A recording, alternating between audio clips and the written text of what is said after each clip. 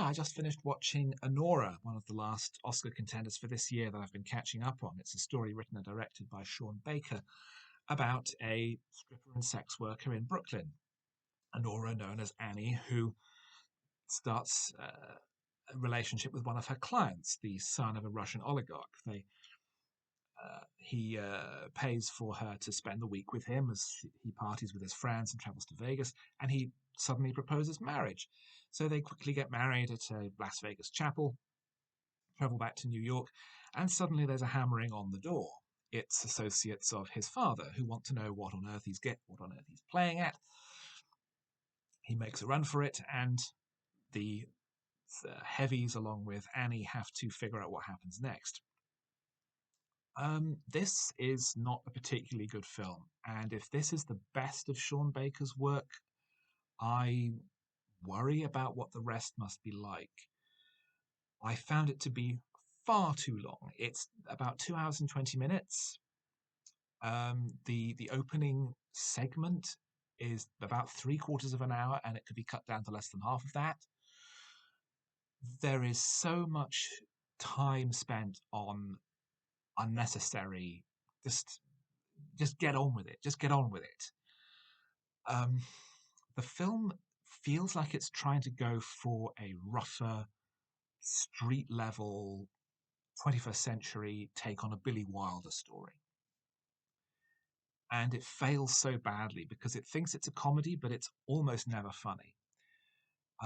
It's never especially dramatic because the characters aren't particularly engaging. Annie is not a particularly interesting person. Her husband, Vanya, is a twat. Most of the gangsters are mildly interesting, only insofar as the contrast between the image that they want to project and the image that they wind up projecting when Annie is easily able to get the better of most of them physically, despite being tiny. So there is a small amount of humor there, but it's so self-involved. It's so convinced of its own profundity and complexity, and that it's saying great things, and it's saying, oh, well, sex workers are people too. Well, yeah, I know they are. I mean, maybe this is news to some people, but this isn't very impressive that you have this concept buried in your movie that, oh, yeah, they're people too, and they should be treated with dignity. And, well, yes, of course they are. Mikey Madison as Annie is entirely adequate. The other performances are fine. The notion that Yura Borisov as Igor, one of the thugs, is worthy of an Oscar nomination is confusing because his character is mostly extremely passive and has very little dialogue. And there is a notion of a developing relationship between him and Annie, but it's so soft pedaled. It's so weakly written. The writing in this is extremely weak. There is no wit to it, where it's obvious that that's what Baker is going for. There's no lightness of touch when it should be a comedy. I can see how this is supposed to work as an edgy comic drama, but it never works. It's never emotionally engaging because none of these characters are particularly interesting. The film doesn't even start properly until it's 3/4 of an hour in, and then there's a protracted ending as well. It needed to be so much tighter, so much more focused, so much brisker and just better.